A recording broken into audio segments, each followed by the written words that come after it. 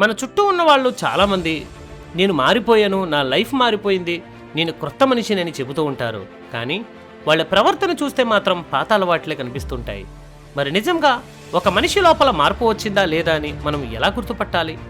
అసలు ఒక గొంగళి పురుగు సీతాకోక చిలుకగా మారినప్పుడు దాని రూపమే కాదు, దాని స్వభావమే మారిపోతుంది కదా. అలాగే ఒక మనిషి ఆధ్యాత్మికంగా మళ్ళీ జన్మించడం అంటే ఏంటి? ఇది కేవలం ఒక మతం మార్చుకోవడమా, లేక ఆదివారం చర్చికి వెళ్ళడమా? చాలామంది బోర్న్ అగైన్ అనేటువంటి పదానికి రకరకాల డెఫినేషన్స్ ఇస్తూ ఉంటారు. కొంతమంది ఒక వ్యక్తి చేసే పనులను చూసి డిసైడ్ చేస్తారు. కానీ బైబిల్ ఏం చెబుతుంది? దేవుని వాక్య ప్రకారం ఒక వ్యక్తి నిజంగా మళ్ళీ జన్మించాడా లేదా అని తెలుసుకోవడానికి 5 స్పష్టమైన గుర్తులు ఉన్నాయి. వీటి గురించి వివరంగా ఈరోజు ఈ వీడియోలో చూద్దాం.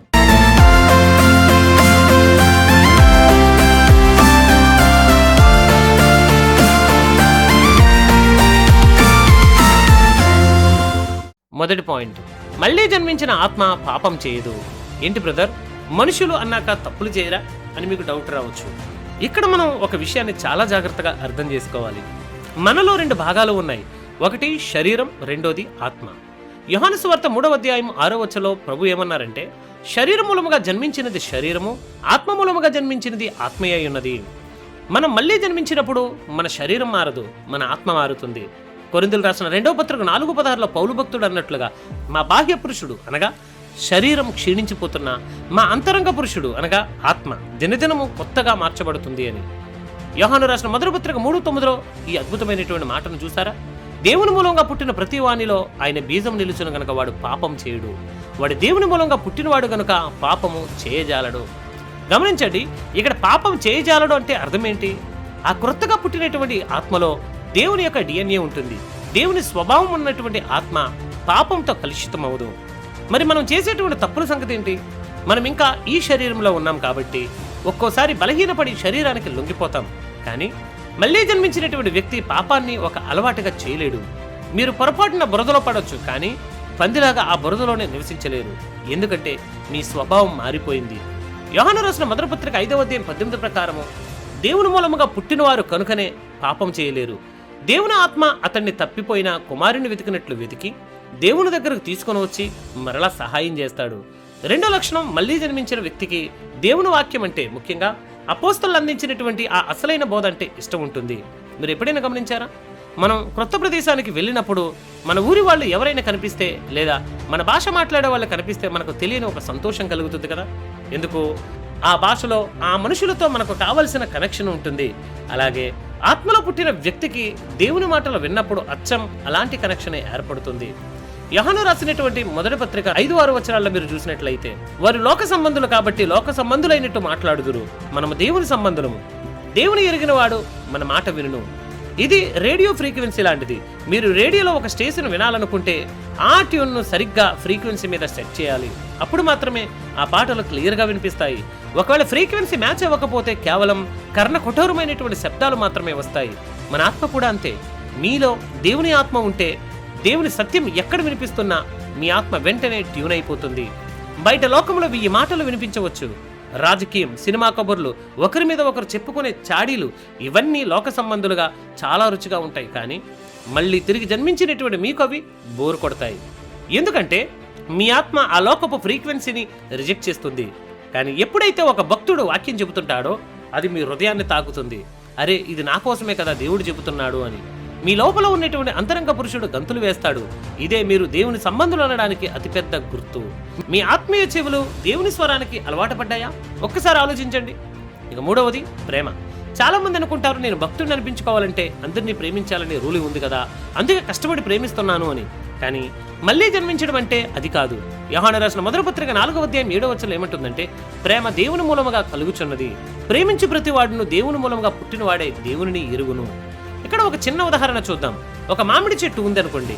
అది మామిడి పండ్లను ఇవ్వడానికి రోజు ఉదయం లేచి కష్టపడి ఏదో ఒక వ్యాయామం చేస్తుందా? నేను రోజు ఈ పండ్లు ఇవ్వాలి, నా రూల్ ఇది అని ఒత్తిడికి గురవుతుందా? లేదు కదా. అది మామిడి చెట్టు కాబట్టి దాని వేర్లలో ఆ జీవం ఉంది కాబట్టి మామిడి పండ్లు రావడం అనేది దానికి సహజం. మళ్ళీ జన్మించిన మీ ఆత్మ కూడా అంతే. మీ ఆత్మ దేవుని నుండి పుట్టింది కాబట్టి దేవుని స్వభావమైనటువంటి ప్రేమ మీలో నుండి ఒక ఫలముగా సహజంగానే బయటకు వస్తుంది. ఇక్కడ ప్రేమ అంటే కేవలం ఒక ఎమోషన్ కాదు, ఇది అగాపే ప్రేమ. అంటే ఎదుటివారు మనకు ఏదో చేస్తేనే మనం ప్రేమించడం కాదు, వారు మనకు విరోధంగా ఉన్నా వారిని క్షమించే గుణం. మీరు దేవుణ్ణి ప్రేమించడం కోసం క్రొత్తగా రూల్స్ పెట్టుకోనక్కర్లేదు. కలువరి శిలువలో ఆయన మీకోసం కార్చినటువంటి ఆ రక్తపుదారులు గుర్తొచ్చినప్పుడు, ఆ త్యాగం మీ హృదయంలోనికి చేరినప్పుడు మీ హృదయం ఆటోమేటిక్గా కృతజ్ఞతతో నిండిపోతుంది. దేవునిని ప్రేమించిన వాడు ఆయన పిల్లలను, అంటే మీ తోటి విశ్వాసులను, ఆఖరికి మీ శత్రువులను కూడా మీరు ప్రేమిస్తారు. మీలో ఉన్న ఆ పాత పగలు, అసూయలు మెల్లమెల్లగా కరిగిపోయి వారి పట్ల జాలి కలుగుతుంది. అంటే మీ లోపల దేవుని యొక్క DNA పనిచేస్తుందని అర్థం. 4వ లక్షణం వినడానికి చాలా సింపుల్గా ఉంటుంది, కానీ మీ ఆధ్యాత్మిక జీవితానికి పునాది లాంటిది. యోహాను రాసిన మొదటి పత్రిక 5వ అధ్యాయం 1వ వచనం ప్రకారం, యేసే క్రీస్తుని నమ్ము ప్రతి వాడును దేవుని మూలంగా పుట్టినవాడు. ఇక్కడ నమ్మడం అంటే ఏదో ఒక హిస్టరీ బుక్లో ఉన్నటువంటి విషయాన్ని నమ్మనట్టు కాదు. లోకంలో చాలా మంది యేసు ప్రభుని ఒక గొప్ప ఫిలాసఫర్గానో, ఒక మంచి సంఘ సంస్కర్తగానో లేదా అద్భుతాలు చేసే బాబాలాగానో చూస్తారు. కానీ మళ్ళీ జన్మించిన వ్యక్తికి ఆత్మ ఇచ్చే సాక్ష్యం వేరు. యేసే క్రీస్తు అంటే ఆయన నా పాప పరిహారార్థము దేవుడు పంపిన మెస్సయ్య, అంటే అభిషక్తుడు, నా జీవితాన్ని నడిపించే నా ప్రభు అని మీ హృదయం లోతుల్లో నుండి వచ్చే నిశ్చయత. మత్తయి సువార్త 16లో యేసుప్రభు వారు పేతురుని అడుగుతారు, నేను ఎవరినని మీరు అనుకుంటున్నారు? దానికి పేతురు, నీవు క్రీస్తువు, సజీవుడు వగు దేవుని కుమారుడు అని సమాధానమిస్తాడు.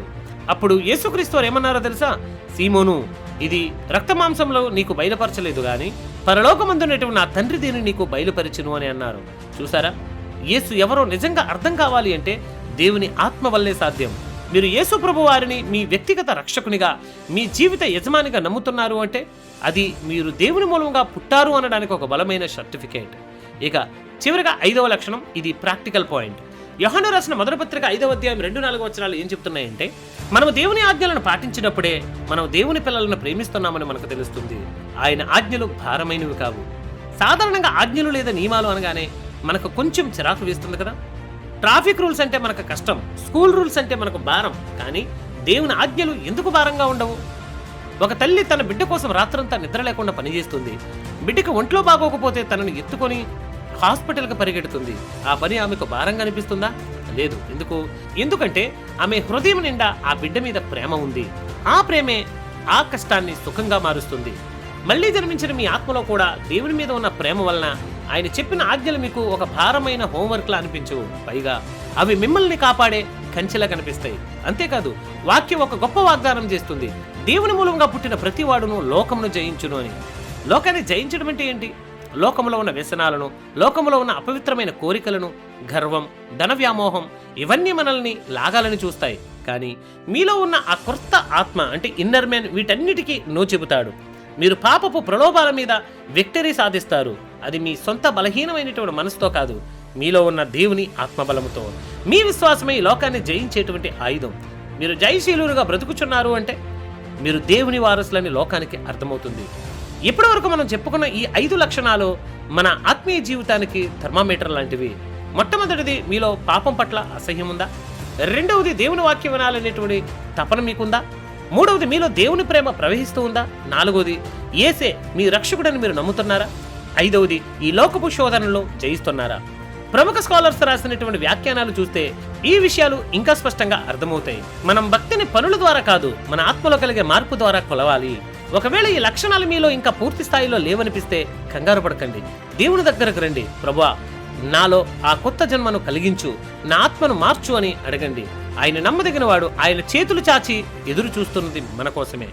ఈ వీడియో కనుక మీకు నచ్చితే ఈ వీడియోను లైక్ చేయండి, షేర్ చేయండి. మన ఛానల్ సబ్స్క్రైబ్ చేసుకుని మరిన్ని వీడియోల కొరకు బెల్ ఐకాన్ని క్లిక్ చేయండి.